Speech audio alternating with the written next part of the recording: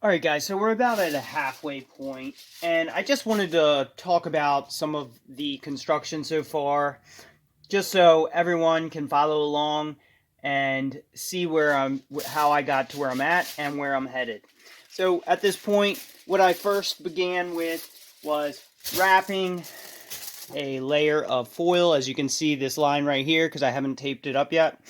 So I wrapped around this area all the way to the inside because you want to get a nice strong seal and you want to ensure there's no leakage here.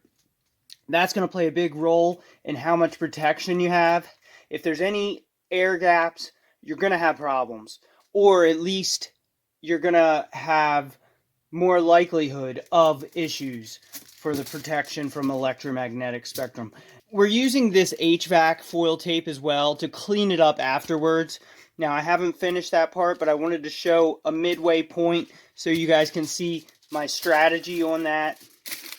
And you can see how it affects the look of it, but also how it cleans it up. Because all of this obviously needs to be, I'm going to have a full layer of the HVAC tape on after all is said and done. Because it's a really solid tape, and it's going to give it a real clean look, considering what we're using to build it.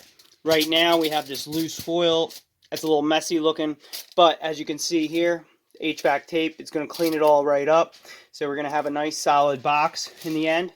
And spoiler alert, I already tested it. What I can say is before I put the phone in the box, I called the phone, it rang fine, and the Wi-Fi was working just fine.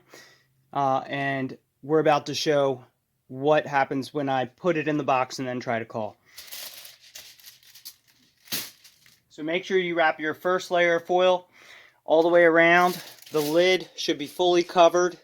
You don't want any gaps, and a double layer is also nice. So far I put like 1.5 layers on all of it.